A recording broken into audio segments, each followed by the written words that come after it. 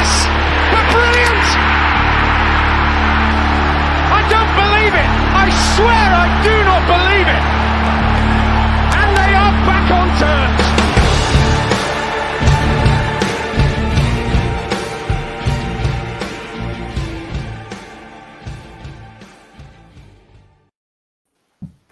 Hello and welcome. This is New York Talk. This is the Rotherham United podcast, and we're back to the top of the league, up the Millers.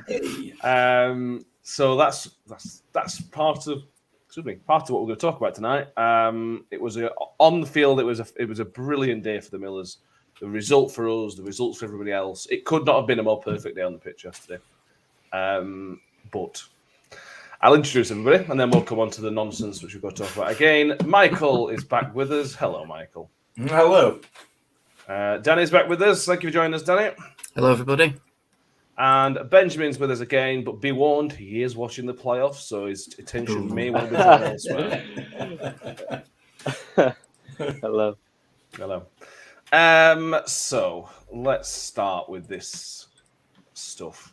We're going to talk about the performance, Michael Smith, and everything else. We are going to cover all that because I'm looking forward to talking about the game, and I'm looking forward to talking about Doncaster Rovers on Tuesday.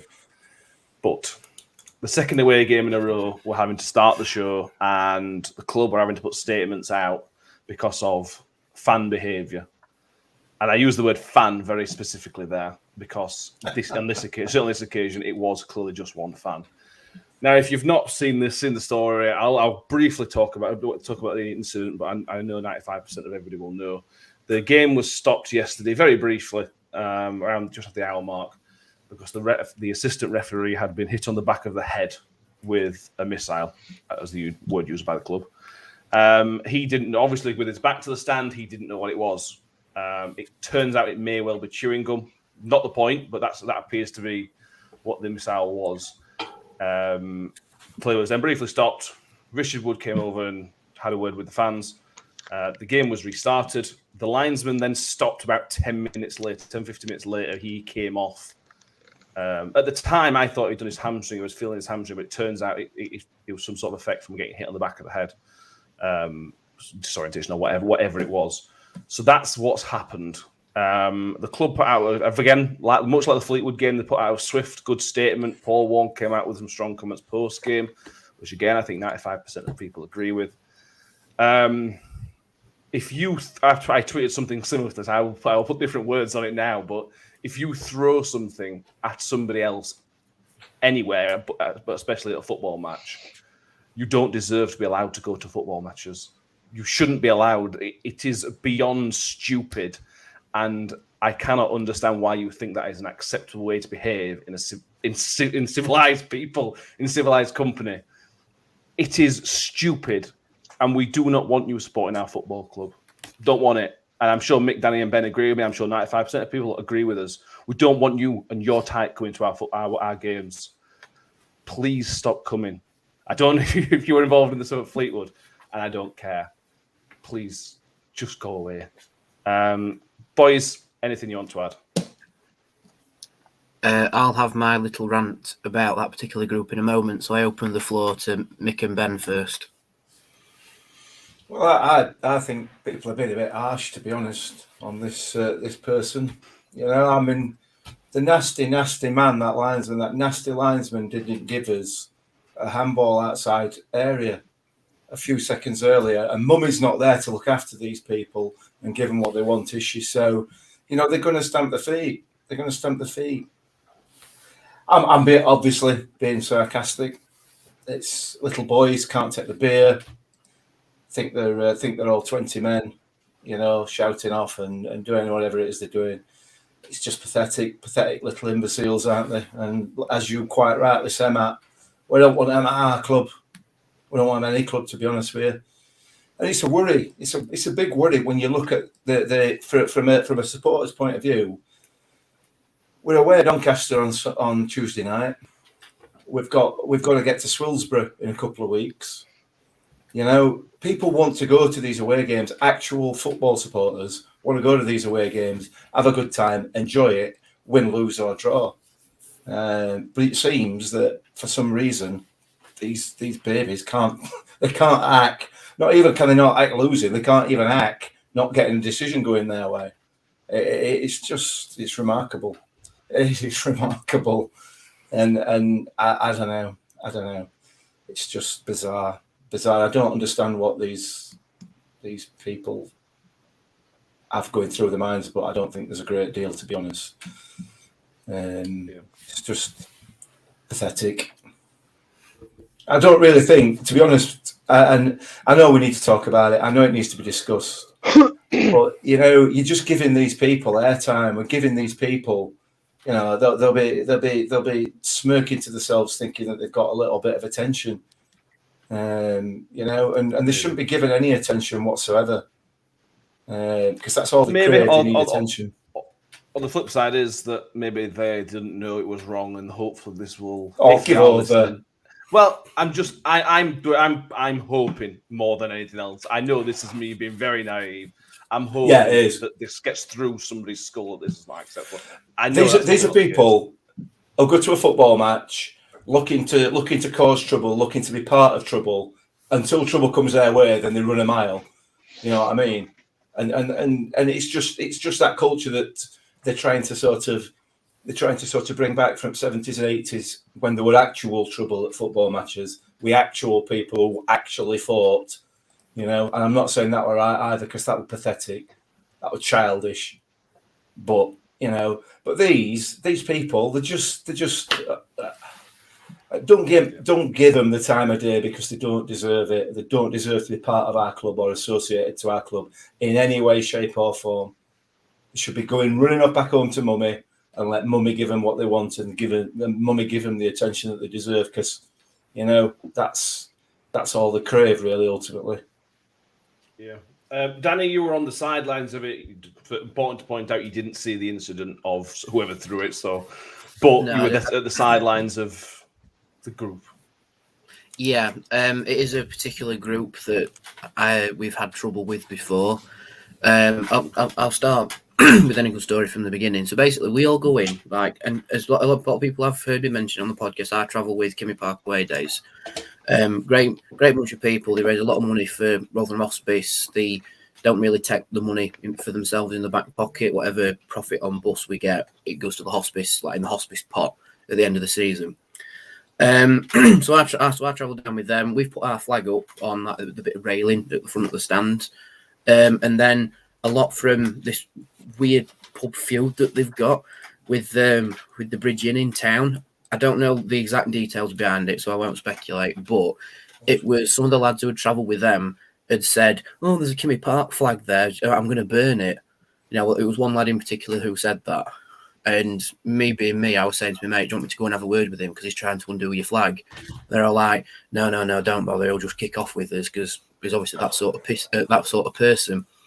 Funniest thing was, he must not have much between his ears because he can't undo a very simple Scout's knot where you just tie it round and tighten the rope. He couldn't figure it out. So the steward asked us to move the flag just because he's kicking off about it. So we oblige and we move the flag. And there has been a picture emerge from a photographer at Crewe, and it shows Woody having a word with the fans. And it's this particular fan who's mouthing off back at Woody, which is like, what are you doing? Yeah. You know what I mean? So it sort of raises the suspicion level about who actually threw it. You know what I mean? Again, I'm not going to speculate because I don't actually know and I didn't see it. In all honesty, I thought the referee was complaining about his radio in his ear, and something was up with that. Because the way he was like fidgeting with his ears, it was like, is it his radio that he's upset with? But apparently not. The stewards have come out and told it's called Crewe, and then they've told Rotherham that they did find a bottle top on the side of the pitch near the advertising boards, which is interesting because in the little refreshment area, they were taking bottle caps off. So if you bought a bottle of Coke or water or whatever, you didn't get a cap with it. So he's obviously snuck in a bottle. Maybe with the intention to throw it, I'm not sure. But whoever has thrown it did have a bottle suspiciously on them with a top on it.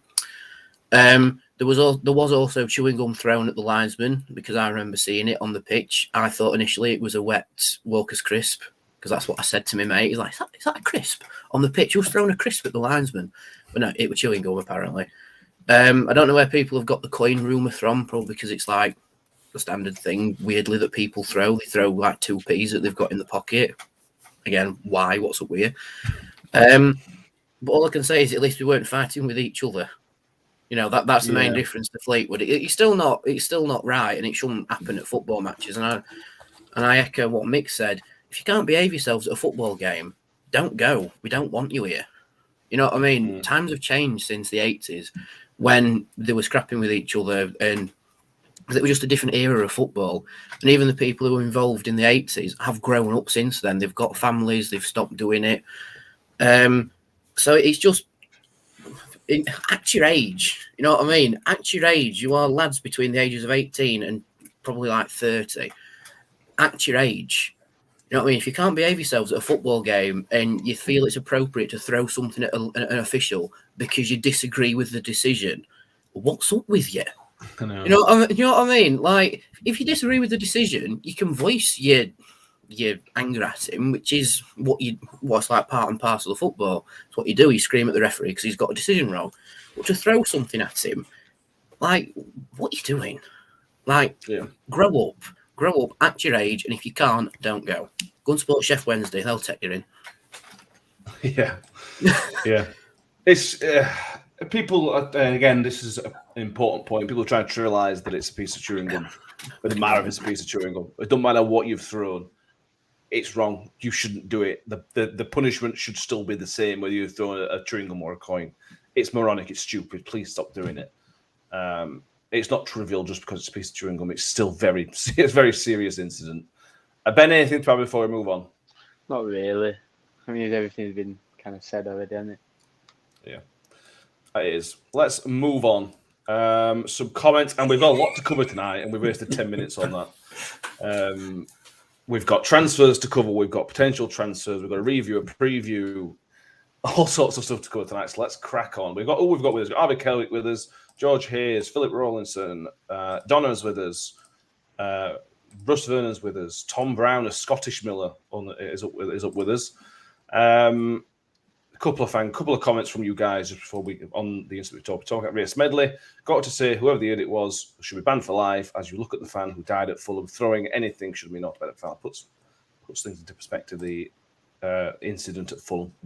So best wishes we should point out to their friends and family of the guy who passed away at Fulham. Dave Scrivens, the club needs to get their act together. The police and the football club know who these people are. It's got nothing to do with drink. It's about them putting their noises up. So look now. Chris Tether, what did Lionel go off for? Mention on the comms it was headache. Lionel didn't give eye contact. Again, we don't know. Best guess, when he came off, he was feeling his hamstring, weren't he? But we don't know. Anyway, 13 minutes of that. Let's move on. Come on. Right. Should we talk about actual football? Is that like a minute for the average age of the people involved in this? That kind of sums it up. Like, yeah, brilliant. Yeah. Michael Smith, Ben. He scored. We're going to give him both goals because we probably will get both of them. That takes him on to 21 for the season, and when obviously only just end of January now.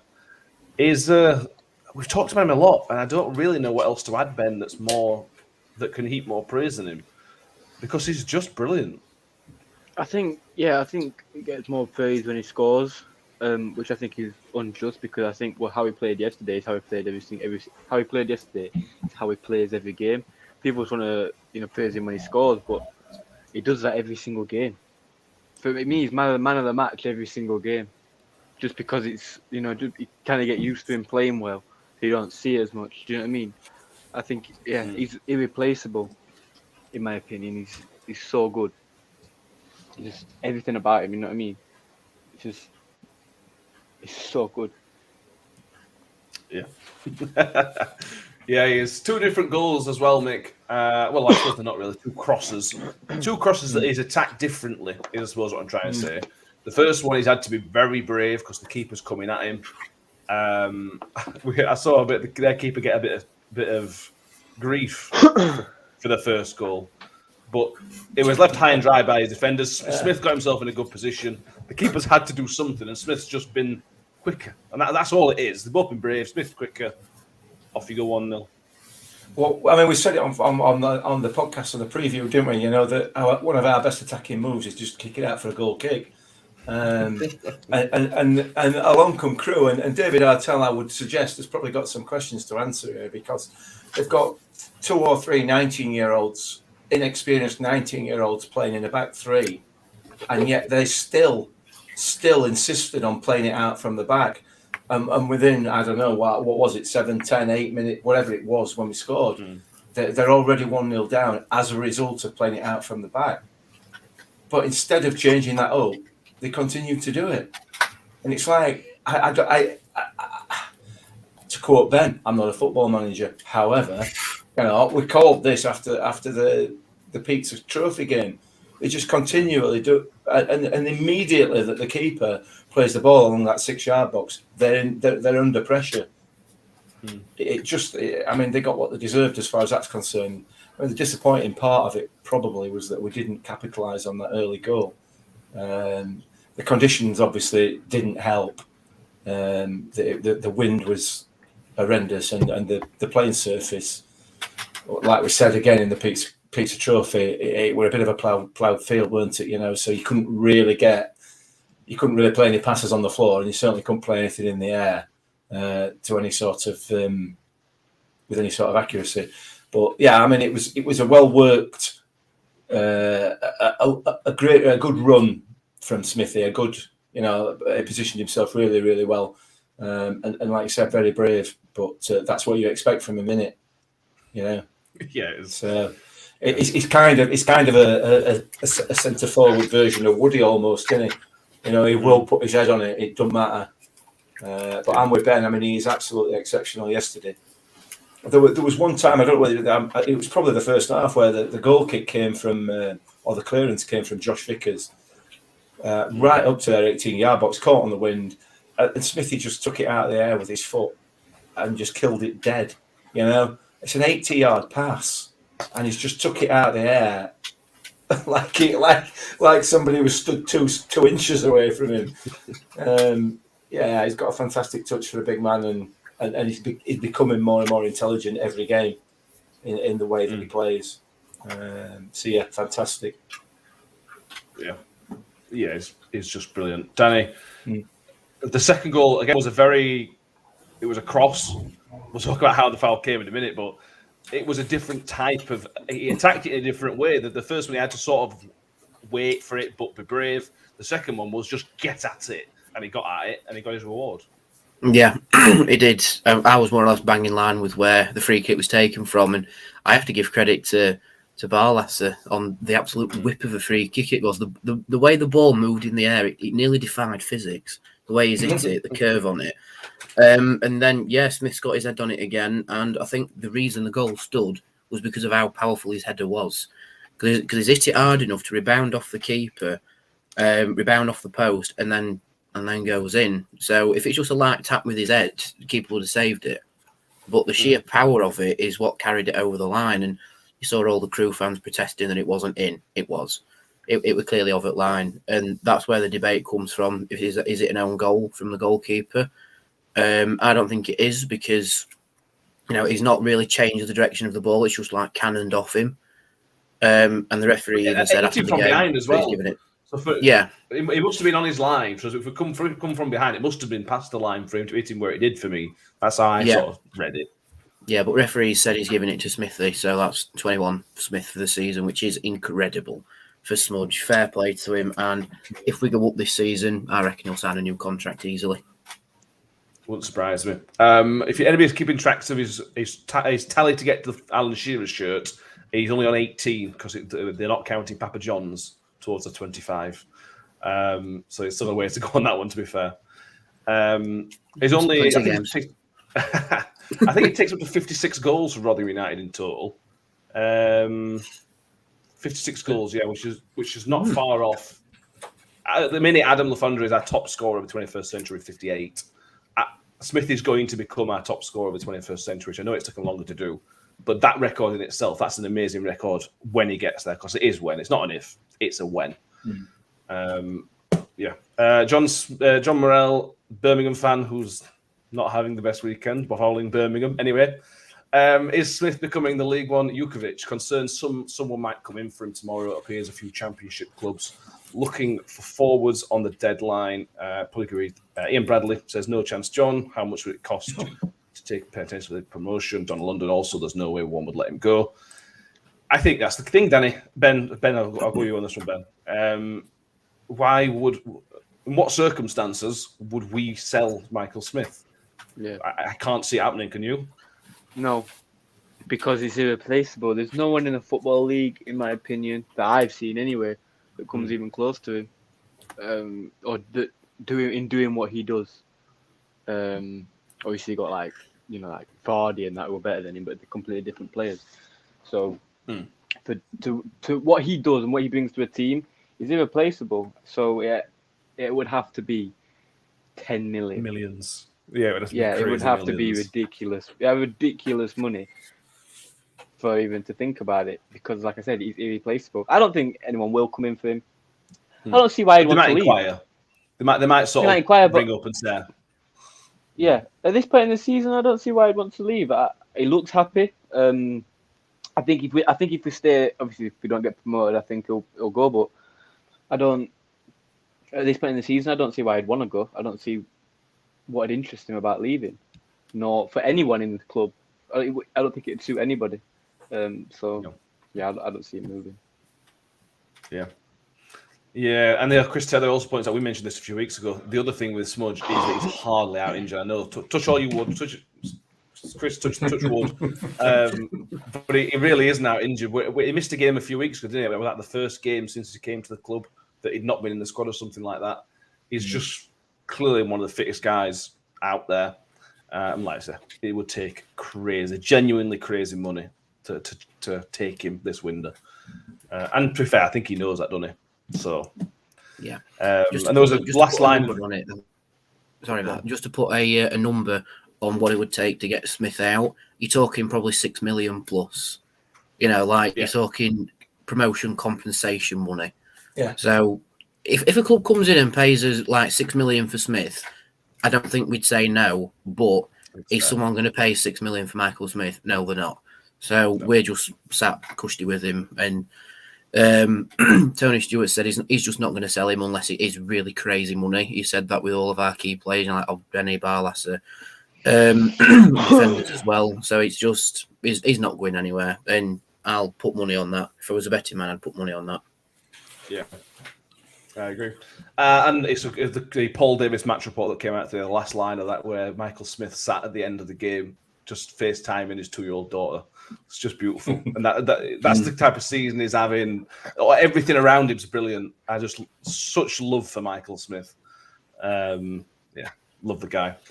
Another guy we all love, and we love him. Every other left back in the division hates him. It's Chiedozie Ogbene. Now I watched a bit back today with the Crewe commentary on, and you might have seen this, Danny. The co-commentator said that the defender should have tried harder to stop Chio. And I just wondered if you could think of any way that he could have tried harder to not foul him, because I can't. Well, you say try harder to stop Chio. I mean, he could have broke his leg. That would have stopped him, wouldn't it? Well, yeah, exactly. But in terms of the player that was like on Chio marking him is a young lad called Scott Robertson, who might be a relation of old boy Clark Robertson, might be his younger brother or something. It might not be, I'm not sure. But anyway, they're both from the Celtic ranks. But yeah, he had a torrid time dealing with Chio. Bless him, I really do feel for him. The first challenge was he left a leg in and Chio went over it. Second challenge, that were blatant attempt to try and stop Chio because he knew he got past him, and he's gone down and he's been sent off. He made a claim that he won the ball, which he clearly didn't. But the thing is that Chio got the left back a yellow card in the first half as well, that had to go off injured, and then got his replacement sent off in the second half. I mean, I say in the vlog, it's episode 6 or whatever it is of Chio terrifying left backs. He's made a name for himself doing it now. And it's just his sheer turn of pace. His turn of pace can win us a key free kick in that area. I mean, people have a go at Chio for his crossing, but if you've got the ability to draw a foul like he does, sometimes it goes down a little bit easy, I will admit, but to have the ability and the pace to just terrify people on that left side, you're going to draw two men onto you anyway. So Chio is a good winger in the aspect that he draws players out to him, which then leaves a gap, which then someone can nip into, etc., etc. But yeah, I really do feel for Scott Robertson, bless him, being sent off. Poor man was not briefed on the task at hand and failed. Bless him. Yeah, should have tried harder. That's all I've got to say for you, Scott. You should have just tried harder. And we talked about this. You talked about this. Go on, mate. You say like you should have tried harder, but I can somewhat understand it because I know, but he's clearly not prepped for him. Obviously, clearly not prepped for him. Not the starting left back and who came on and got sent off. They're clearly not prepped for him at all. Yeah, but that's down to the management tried team. No, it's not. Give it a rest. Give it a rest. It's down to the management team. Oh, give it a rest, mate. It's down to the player. If you want to be playing every Saturday, you need to prep. He wasn't meant to be starting, and as a left it's winger, irrelevant. He wasn't meant to be starting. Right. I'm not benching. I'm not going to prep. I'm not going to prep because I might never come on. So do you know what I mean? His natural position is a midfielder, so he was probably briefed on a different task. The starter then got booked straight away. They had a striker as right wing back and a midfielder as left wing back. So he wasn't meant to come up against Chio. The starter then he didn't prep himself either because he got booked it first, whatever it was. The thing is with Chio, I think he's a very good player. I think if he comes up against someone who is as athletic as he is, I think he's going to really struggle. I think he's sort of a one-trick pony. I disagree. I think the good thing with Chio is he isn't a one-trick pony. And he showed that in the first half. And I think he does this on purpose. Early on in the game, he'll try to come in on his left foot very early on in the game because it just puts that seed of that. All right, he's unlikely to score with his left foot. But it just puts that seed in the defender's mind that, you know what, this guy ain't a one-trick pony. He can come in the side as well. And he's not afraid he will put a cross in, but he's also quite happy to stay out wide and play it back inside. He's happy to take the man on. For me, Chio is not a one-trick pony. It can look like he is, and I see where you're coming from because he is amazing at what he does. But he can do those other things as well that make him very difficult to play against for me. I think what you've got with Chio is when he first came to us, there was possibly an argument to say that Ben's right in that, you know, he hugged that touchline, he got out wide, he beat players for pace, and that essentially was Chio when he came. However, over the period that he's been with us, he has started adding other things to his game, as you quite rightly said there, Matt. You know, he can drop back and bring other players in. He can cut inside. He can beat players for pace. You know, he can play those tricky little 1-2s a la Ipswich game on the edge of the box. You know, he's adding these other things into his game as he develops as a player. So, you know, I don't think he is a one-trick pony by any stretch of the imagination. I think he probably was, but I think he's developing into what will be, I have absolutely no doubt, what will be a multi-million-pound footballer. There's no question about that. If he continues to develop at the rate that he is, and it's obviously his pace is the big thing, but he has got that ability on the ball as well and off the ball. Yeah, no, he has. I think it's the fourth player who's helped get sent off this season or something like that. And as S64 Miller mentions, it was very kind of Ollie Rathbone to help Robertson off the pitch after he got sent off. Yeah.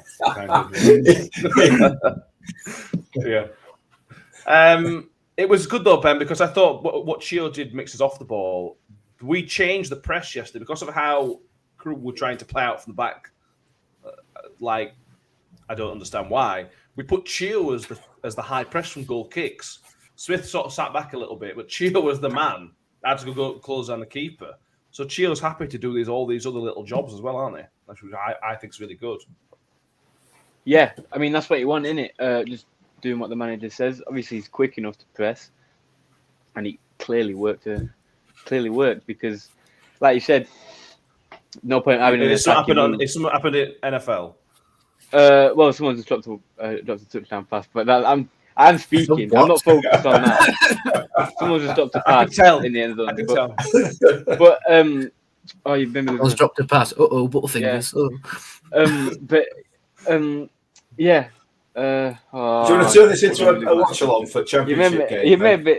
You made me lose my train of thought. I was saying he's quick enough to press, and it obviously worked. And when you've got a player who does what the manager wants constantly, it's especially a player of that quality. When one of your best players is doing whatever the manager says, it kind of sets that example. So it is good. Yeah, very good. Agreed. Yeah. Will Grigg started, Mick. He obviously didn't get 90 minutes because why would he? But he did well. It was very, very unlucky with the one that hit the bar. It was completely off balance. He did well. For me, he did well to get his head on it. I think, fine, he didn't score, but he's done for me. He's done just about enough to start again on Tuesday. I don't know if there's any doubt about that. Yeah, he's got a lot to give still, as Will Grigg. A lot to contribute to this team, even if he doesn't do that in the form of goals. He's vastly experienced.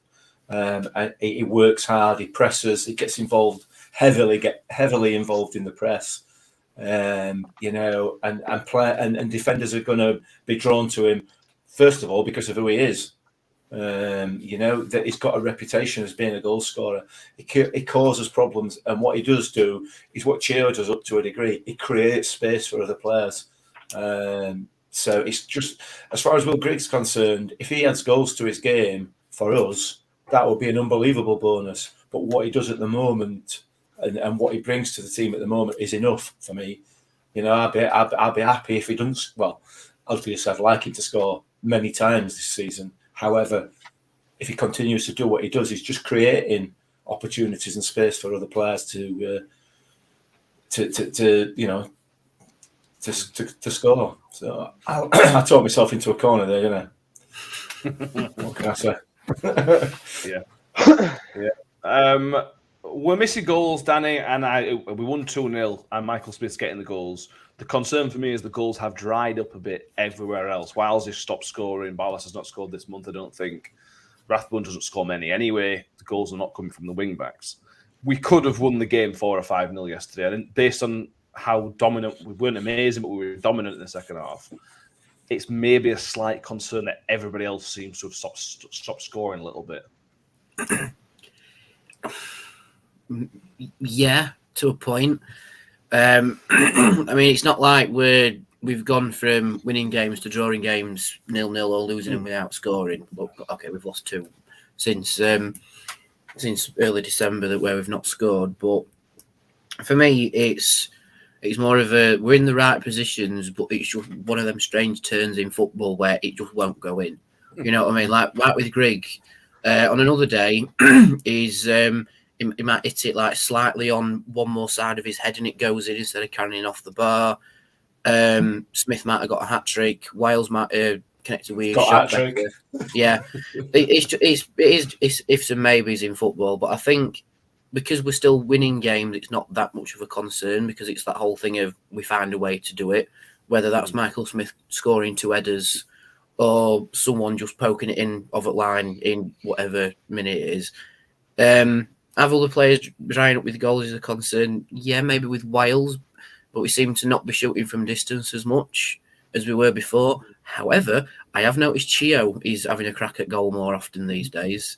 He's sort of got that little bit of confidence about him, so we could see Chio score soon because he sort of works himself into space on the edge of the 18-yard box and has a go. Same with Ferguson. Ferguson shooting a bit more too. He nearly scored. Close yesterday, wasn't it? Yeah. So I think it's not through lack of trying, it's just through lack of luck, I think, with everybody else. But in terms of Michael Smith, there's no need to worry about him. He has a slightly off patch and he comes back and he only scores 3 goals in 2 games. So, Yeah. The bad news, and it is pretty bad news in terms of injury.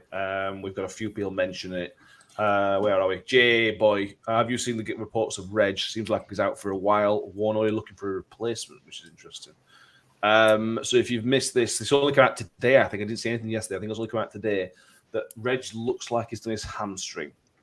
Now, bearing in mind we're only a day after the game, the scan will probably be done Monday for the full in-depth length of how bad it is. But by the sounds of it, it's a fairly bad one. That's a blow, that, Ben. Reg has been very, very good. And, well, hamstring can be anything from 2 to 3 months, really, depending on how bad it is. And it's a massive blow losing Reg for any period of that time. Yeah, it is a big blow, but, you've got Harding, so it's not the biggest blow. I mean, Harding was good yesterday. Yeah, Harding was good yesterday when he came on, yeah. He was good. Week before. Yeah, when he started against Cheltenham. Cheltenham. He was good against Cheltenham. Very good against Cheltenham. It's not a bad, what's it called? It's not the end of the world because Harding played nearly every game last year, if I'm not mistaken, and he was good, solid.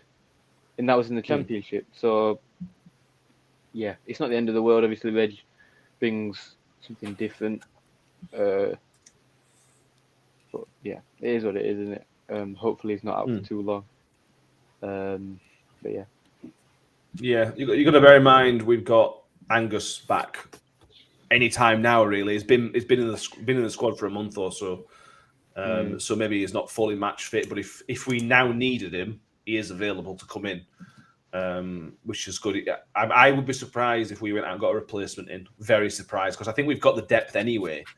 Mick, do you think we need somebody else to cover that? Or we've got Adolfin can play there as well. I think Bowler maybe as well. We've got the perfect replacement for Reg in Wes Harding. For me, there's nothing to choose between them. And I know a lot of people will probably disagree. But Harding's can't do half of what Reg does attacking. Okay. Fair enough. I don't agree. But Harding doesn't bring you anything attackingly, in my opinion. He can cross the ball every now and again. But you see Reg every game popping up in attacking situations. Reg did do an assist yesterday, to be fair. And Harding scored on Tuesday. Harding scored on Tuesday. Just saying, I mean, I listen. It's all about opinions, isn't it? Reg is a fabulous player. There's absolutely no doubt about that. I'm just personally, and I guess I'm a bit biased because I really like Wes Harding as a player. I'm not convinced he gives us a massive amount more than Wes does. That's my view. Maybe he will develop into a better player. Clearly he will develop into a better player than he is already, and he will go far. But as things stand at the moment, as far as we're concerned, there is no need to panic because Wes Harding just comes straight back in, slots in there like he's never been away, like he did on Tuesday night at Pizza Cup, like he did against Cheltenham, like he did yesterday when he came on at Crewe, or on Saturday when he came on at Crewe. So, yeah, not a problem for me. That not a problem. And as you said, Matt, we've got Angus coming back. He might not be match fit yet, but it will be. We've got cover there. We've got Joe Mattock as well, who, albeit he had a poor game the other night, he's more than comfortable playing in that position. So now that is not a concern at the moment. It's sad for Reg, but whatever. We've got Wes Harding. Who cares? Yeah. Absolutely. We've got the Global Millers. Chris Nichols is joining us from Australia. Let's talk about yesterday's other results. Sunderland. Well, I'm disappointed in this one because Sunderland lost. We all want Sunderland to lose because obviously they're rivals. What I am disappointed on is that Bolton have taken our mantle of being Sunderland's worst defeat ever in the history of Sunderland Football Club. I'm really disappointed they've taken that off us. But it has resulted in the big club of Sunderland sacking their not-so-big manager, Lee Johnson, today. I don't understand this. It baffles me. It really does baffle me. Baffle you? Because they're third in the league. And for me, Bielsa's lost 7-0 before, multiple times. It's Sunderland. But Bielsa, it's the exact same thing. Bielsa loved a good 7-0 beating, but he's still a very good manager. I'm not comparing him. Bielsa's one of the best managers in the world. Bielsa's one of the best managers in the world. It's the same situation, though. It's not Little Lee Johnson had Sunderland top of league a week ago. Am I wrong? Lee Johnson is one of the most overrated managers in the EFL. For me,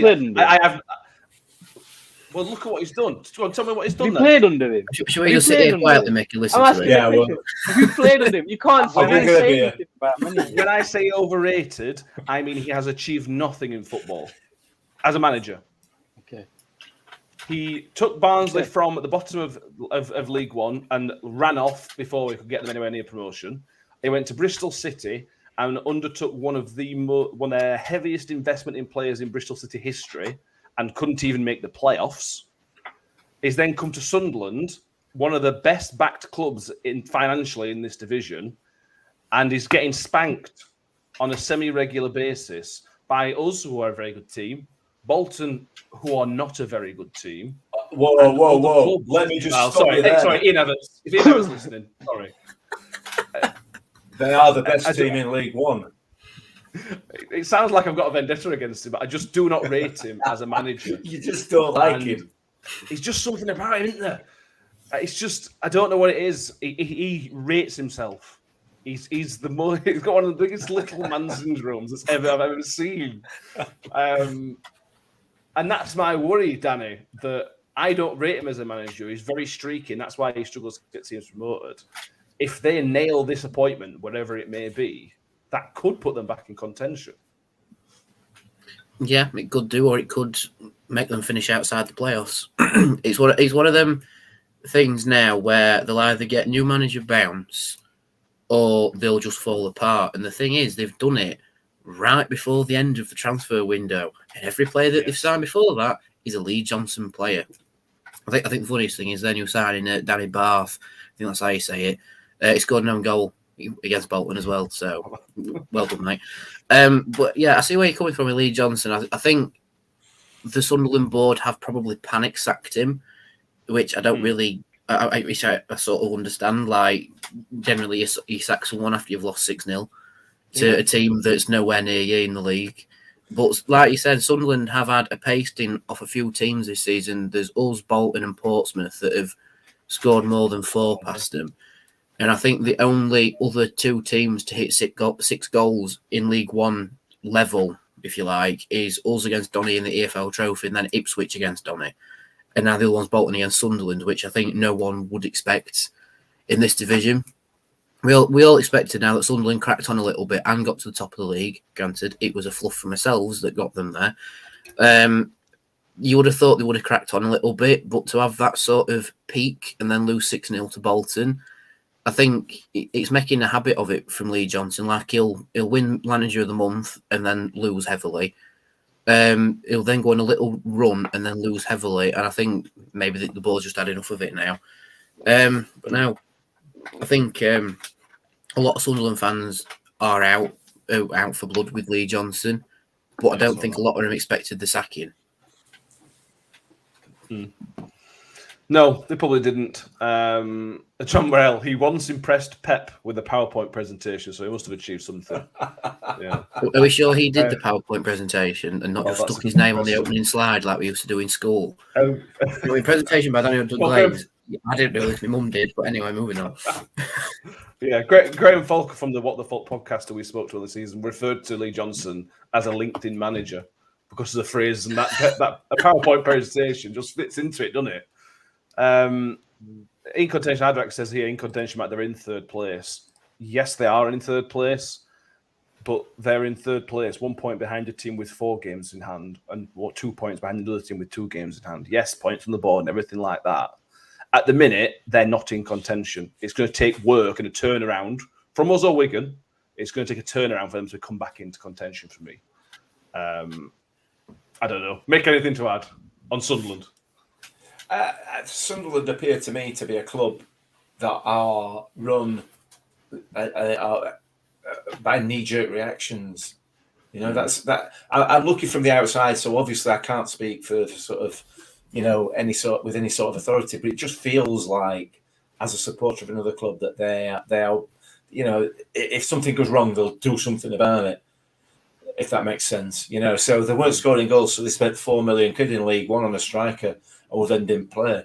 You know, they lose 6-0, so they sack manager and so on and so forth. Maybe I'm wrong, I don't know, but you know they'll go big, I'm sure, when they try to appoint another manager, which will be another knee-jerk reaction. You know, somebody who's going to save them from not going up again. Who probably won't because they haven't got time. You know, we've got less than, I don't know, we're way over halfway through the season already. You know, you can't just expect a manager to come in and turn it around. They may do, but No, that's unfair. 3 months left at season. A manager should come in and win every single game. Yeah, a manager should come in and win every single game straight away. You can't give him time. No. Yeah, you can't give him time. That's not fair. No. Managers don't need time. There's a vacancy on Sunderland board, Ben. You're just the man for it. Put a PowerPoint together and we'll see how you go. Carl Scott with another one. Wouldn't surprise to see Warnock go in. Said he wants a few games. And John Morrell with the one that scares me a little bit. People like Big Mick and Gary Monk. Big Mick is a bit. I think he's very popular at Sunderland with the promotion last time. I think he got promoted before. He'd do a good job. Those two names are two people, Warnock and Mick McCarthy. You'd think, yeah, they make sense. So it's unlikely that Sunderland will bring them in. But anyway. Wigan drew Cheltenham. Cheltenham did a big favour. Must have been a different Cheltenham that turned up at New York last weekend because they were poor at times last weekend. So that's a really good result for them. Wycombe lost to MK Dons, which puts MK Dons above them. Some unsavoury moments in the game, I understand, from the MK Dons fans towards Akinfenwa and Gareth Ainsworth. So obviously we stand against those nonsense.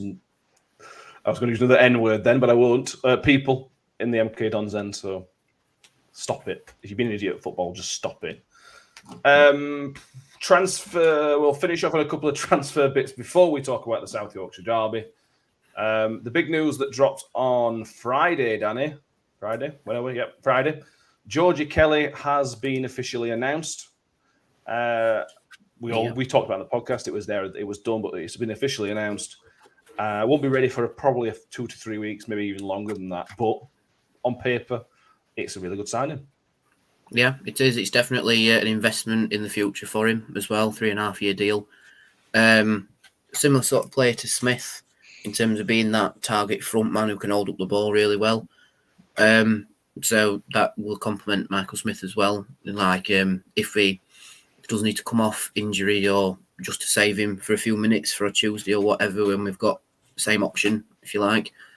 It does beg the question of what's happening with Ladipo, because it's my understanding that he was more or less had pen on the paper for signing for Plymouth, and when we went, no, here's a different contract, and he's gone, yes, I'll sign that one instead.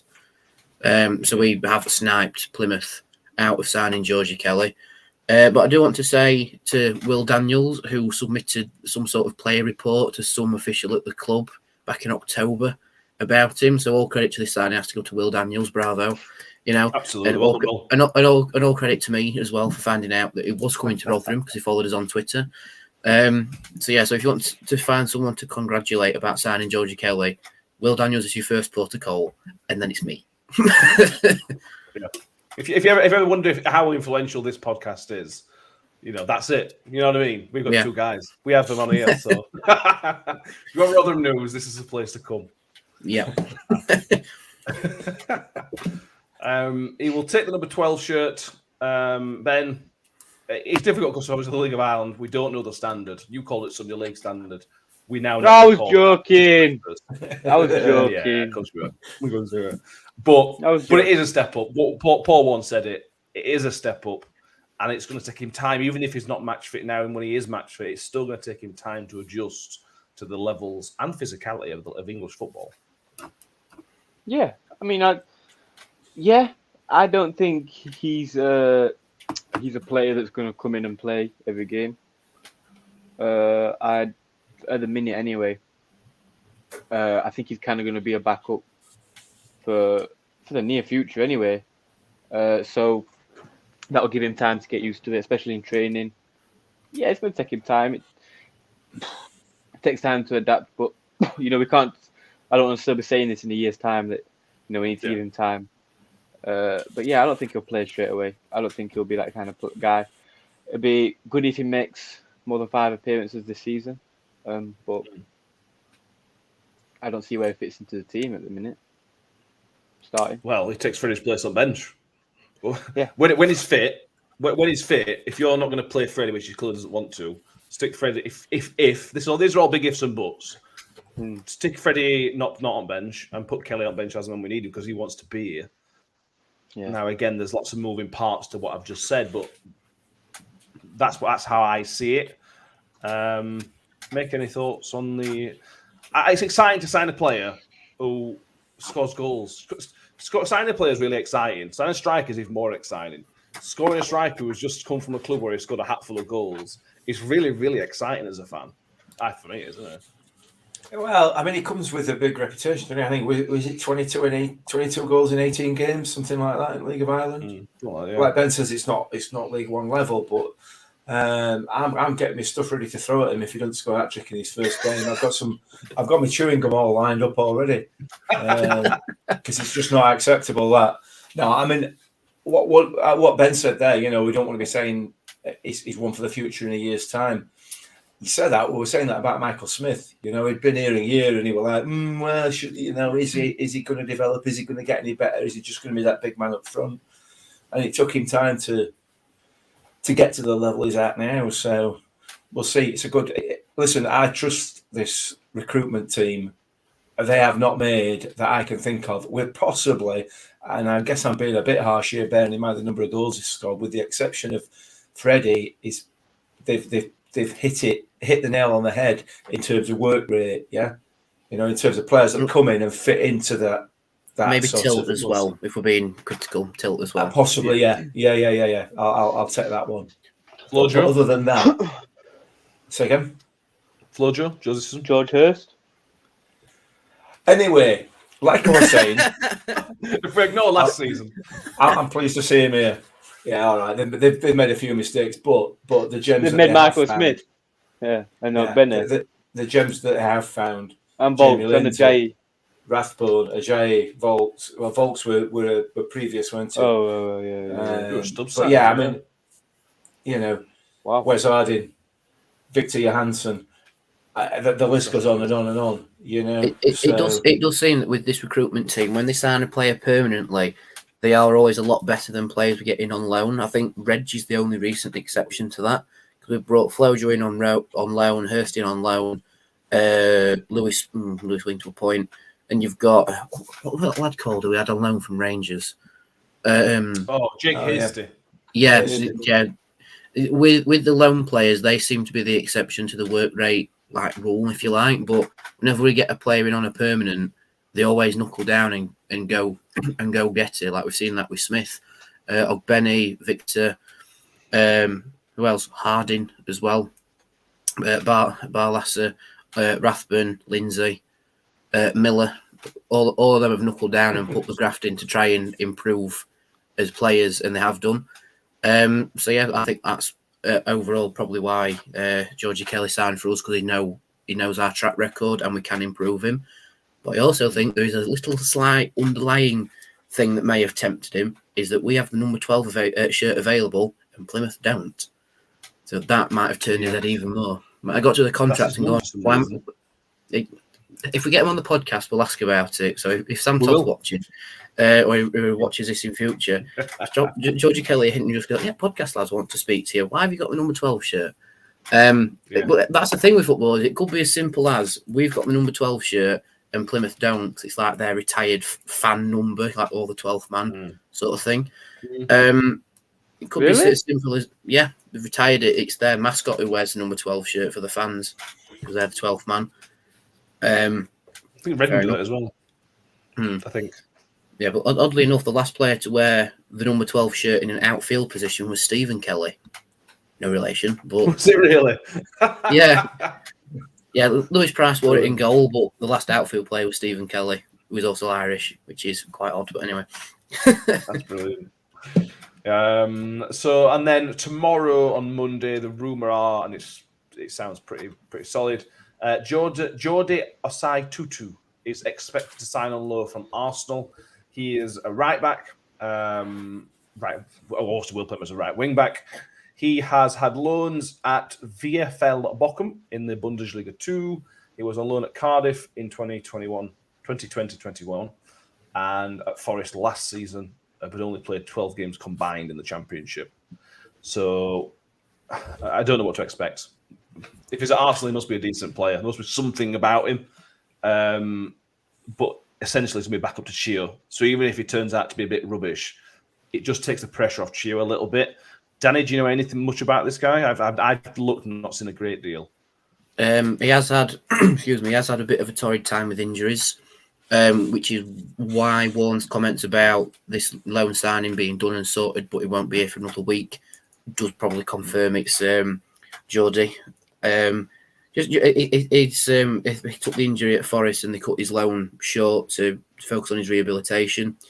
So it's good that they're focusing on that before sending him to us, because we don't want like an injured player just filling up a team, do we? But yeah, like you said, probably going to be back up to Chio.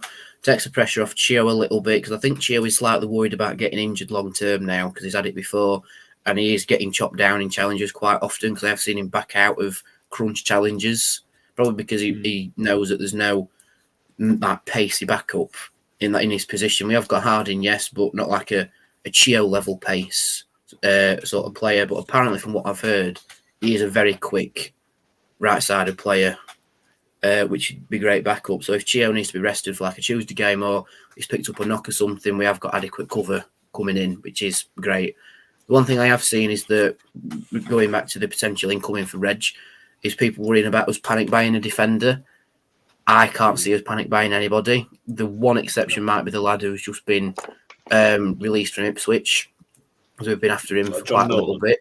Yeah, we were after him in the summer, I think. But I can't see us panic buying anybody. We've got, like we said before, Angus is coming back. Harding can play there. So it might end up being a quiet final day for us, which is great for me, because I can just sit and having cups of tea without having to write anything down. Yeah, no, exactly. Yeah, as Josh Smith mentioned here, side to expect to sign tomorrow. Ian Bradley with us. David Gwaither, I think, was the Gwaither. that bulldozer. Gwaither. Was he Welsh? I don't know. I have no idea. It's got to be. Possibly. Hey, we're an There's absolute no animal. other Top country that puts G, W, and Y consecutively in a word. Fair enough, yeah. I love that. It might have been, but it was a bit of a monster. I remember David got either. Yeah, absolutely. Unbelievable. Shockingly as Welsh. Wow. Yeah. Good player. Good player. Yeah. Ian Bradley mentions the number crooks on 25. That's a big thing for him as well. With the great work he's doing for the John Sinnott Foundation. John Morrell, retiring shirts, how pathetic. Ian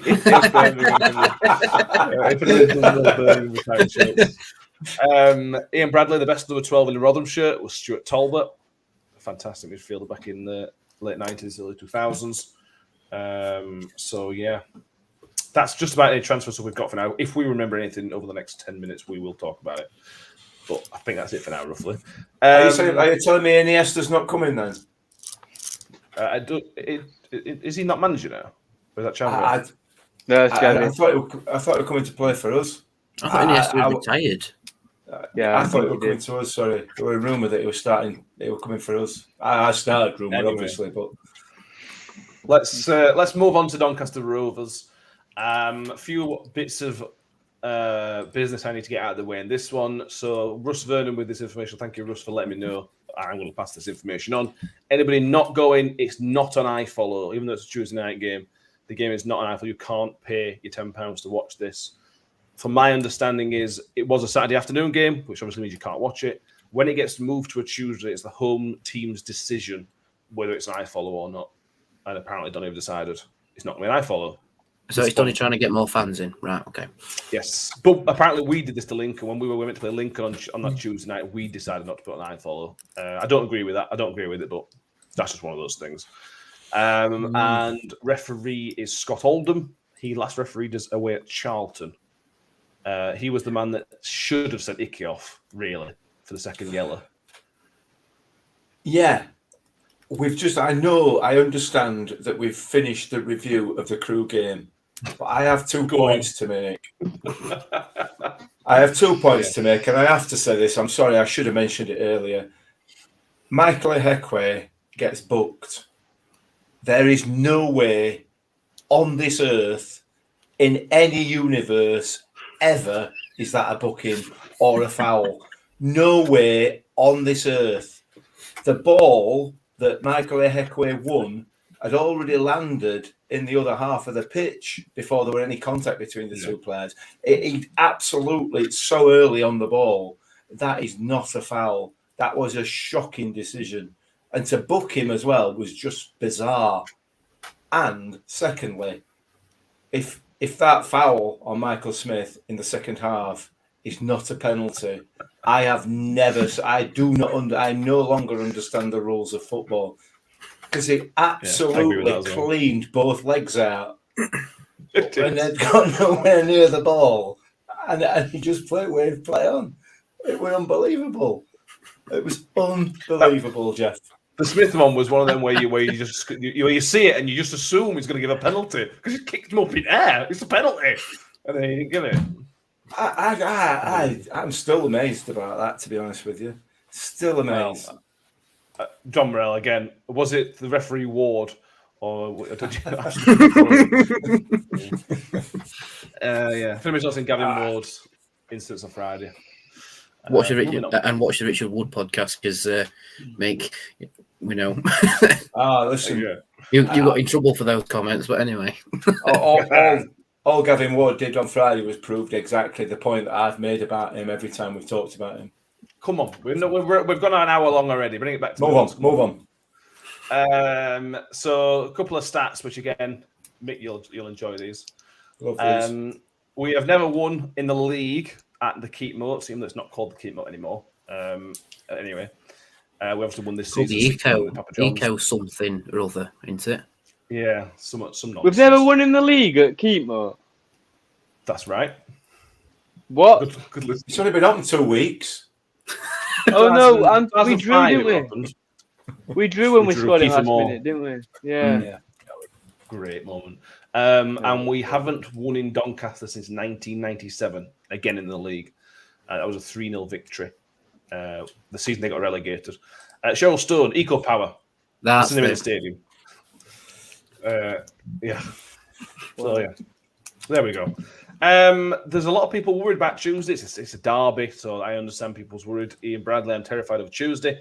A massive potential banana skin, but if we're as professional as we're at Crewe, we will win comfortably. And that's the thing, Ben. South Yorkshire derbies, they are big games. Warney knows how to get players up for these games. But if we play our game as we showed in the Papa John's in this season, we'll beat them. And it should, if we do our stuff, it should be fairly comfortable. What do you mean if we do our stuff? You don't win sports games by doing your stuff. You have to play to the opposition but I know what you mean. But yeah, I think it'll be an easy win. I don't see why people are threatening. They're one of the worst teams I've seen this season. They're awful. I hope that gets clipped. This is Doncaster podcast. Yeah, go on, clip me. I haven't been clipped before, but first time for everything. Yeah, I think it'll be. I'm impressed. I haven't been clipped yet as well. I've said some outlandish things about opposition. I think it's only Mick that's been clipped, isn't it? Hello. It's only Mick that's been clipped, isn't it? What can I say? Twice. Twice. But yeah, I don't see it being a banana skin either. I think it'll be a comfortable win. Yeah, when they went 1-0 up on Saturday, Mick, I was sort of worried a little bit that they found the mojo because obviously they beat MK Dons away, which was a brilliant result. They went 1-0 up early against Plymouth, who are a very solid team. I was getting a little bit concerned, genuinely getting a bit concerned they turned it round in time to play us, but then normal service was resumed and they got spanked 3-1. It should be fine. Everything should be fine, but it should have been fine against Fleetwood, and it wasn't. Yeah, absolutely. I think from a Donny point of view, I think they've made a good appointment in Gary McSheffrey. I really do. I think they've got a young, hungry manager who wants to develop himself and wants to develop the club. I think it's a really good appointment, and hopefully they give him the opportunity to turn it around there at Donny. And there are signs, as you just pointed out there, that he's starting to sort of turn it around a little bit. You know, the results are getting better. The performances, by the sounds of it, are getting better. Hopefully, the blip that they're having now, last past Tuesday, it's going to be a tough game. Derbies are horrible anyway, aren't they? Let's be fair. You know, nobody enjoys a derby unless you win it, and you only enjoy the derby after you've won it, if that makes sense. So, yeah, as has been said already, as long as we stick to what we're good at and play the game, play to our ability, we shouldn't have any problems. We shouldn't have any problems with just about any team in this league. So Donny should be the least of our worries in that respect. But it's a derby, so you never know, do you? Yeah, no, that's true. J-Boy, glad Coppinger's retired. He always likes to score against us. He does, but he's normally the reason for the 1,000 hours of extra time, injury time that they give us at the end of the game, which we normally score in. So, yeah. You know, swings and roundabouts. On the lineup, Danny, well, you know Vega's going to be out. I think Harding will come in. And I also think, I'm hoping he can stick with Grigg up front. For me, those are the two key areas, really. What are your thoughts on those two? Yeah, I think so. I think when Harding came on for Reg, he actually played very well with Chio. On that right-hand side, they sort of danced between midfielders in like a 1-2 with Ollie Rathbone. Like it would go Harding, Rathbone, back to Harding, then down the line to Chio. So yeah, we definitely have that outlet. I think we will stick with Grigg up front because, not going to lie, Freddie might be on the bench now until Kelly's probably fit, like we said earlier. Midfield, I'd keep the same, but I think the one thing I might change is maybe bring Miller in for Ferguson because from what I've seen of Donny so far, they seem to not like teams that attack and press very high up the pitch and teams that have a very good strike force, like for example, like with Plymouth. So that might be one avenue for us to explore. But I think if we are defensively sound like we were against Crewe, and we don't make any silly mistakes like Ollie Rathbone did that didn't let them score, we should be okay against Doncaster. However, what I will say is that I think we're going to lose 1-0 because I've changed my shirt for this podcast. So that's why we're going to lose. It's my fault if we lose because I've got a different shirt on because other one's in the wash. Fair enough. Oh, that's why I've done that. Ian Bradley, this brings us to another point. He'd like to see Lindsay starting play with Rathbone. I thought Rathbone was excellent on Saturday. Apart from that one moment. Everywhere. Apart from the one moment. And I think, and again, I see what you're saying with Lindsay, but Rathbone's got the shirt and he played well. That does bring it on to the other final bit of transfer news, which we forgot to cover a minute ago. The rumours are late Sunday evening that Portsmouth have had a interest. The report, they've had a bid turned down, which is not going to be the case. They may have made a phone call, and I don't expect any further news on that, Danny, really. No, the thing that they've been reporting about a bid being turned down is rubbish. We've had no bids in, not even for Ladipo, which is interesting. But yeah, I see what you mean about Lindsay coming in. I mean, we might start him just to... If he stays this window, I think we start him on Tuesday just to give him the reassurance that he will get game time, potentially. But I'd potentially bring him in for Wiles, maybe, because then you've got your very two hungry pressing midfielders who will legit go after the ball and probably back down and get it. But yeah, other than maybe Lindsay coming in, I can't really see the midfield changing. Still have Barlasser as your quarterback, Rathbone maybe as your feisty one, and then Lindsay as your slightly standoffish feisty one. Because again, when he came on against Crewe, he did very well, as we know that he does. And I think that's probably a topper to why he will probably stay, because he has had slightly more game time than Sadlier. But with Lindsay, he just had to sort of pick and choose his moments because of the form of the midfielder. Whereas Sadlier was just out of position all the time.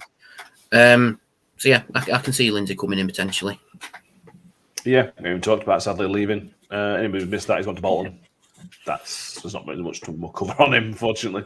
Good luck to him as well, sir. I think I remember you saying, Matt, that I highly doubt he's going to leave. I did. I was very surprised that he left. Very, very surprised. Just wanted to point that out. But that's football. You were wrong. You're on one tonight, you. I was want to point it out. Is whoever's you were supporting in the playoff thing losing or something, Ben? Is that why you're a bit snippy? Yeah. Yeah, they are. See, I know these things. Yeah. Ben, any changes for you? Are you agreeing with Danny that just the two obvious, the obvious one in red? Sorry.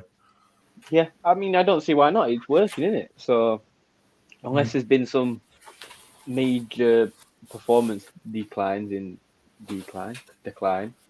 That was very American. He's Major being decline. Americanized, making it sort of American. Any major performance declines in practice, in training, then no, I'm turning American. In training, then You're disgraced. yeah, the same team. You're disgraced unless there's any American Millers out there. Then I take it back. I doubt there is, to be fair. Yeah. Speaking of which, you've just triggered my memory. There's an American fan base in Florida that all support Sheffield Wednesday, and they all like live in like a weird community together, and they have like meetups for the games where they all have like barbecue. I'm going to say the word you're looking for is cult.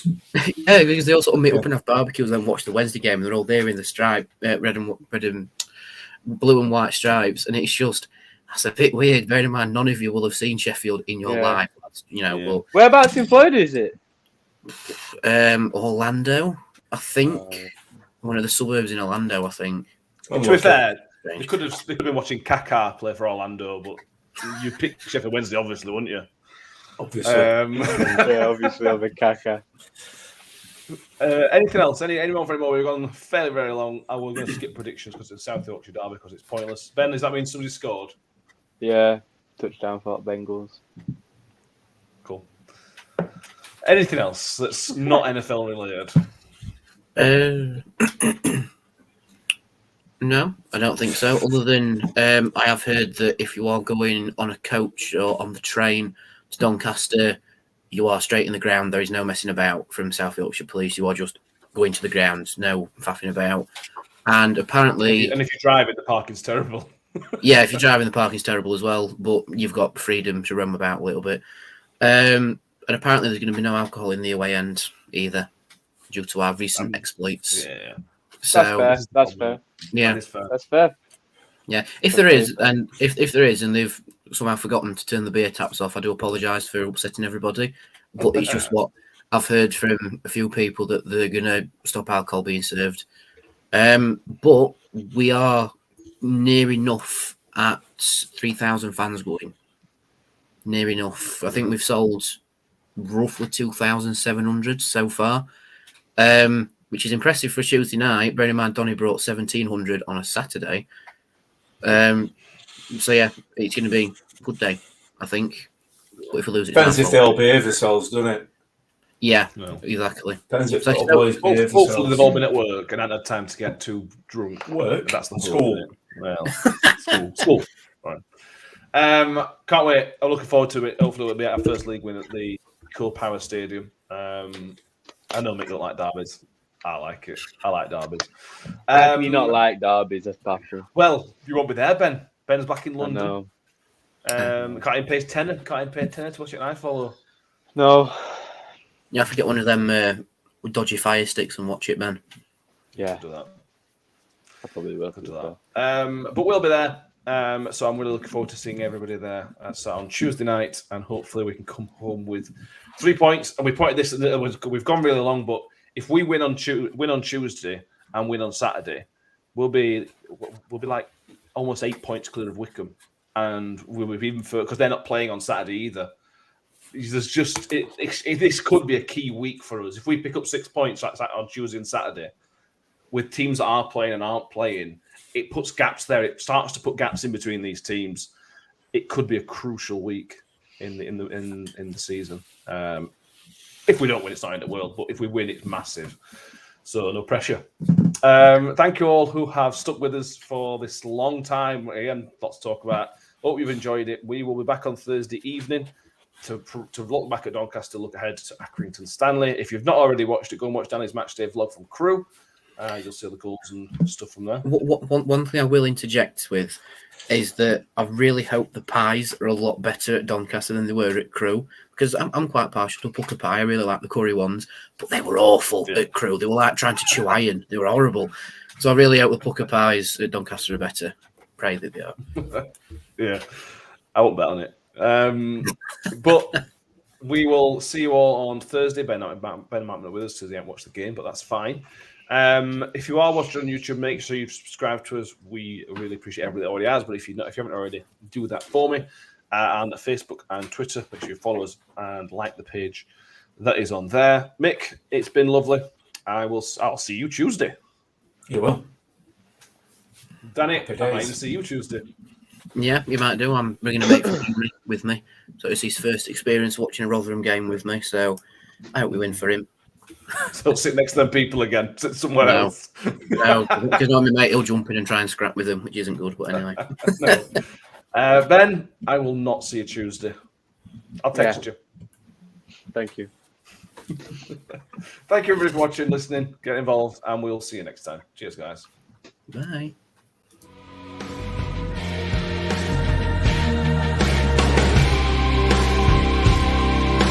Freddy's on one-on-one. Freddy Fenny shoot container shot.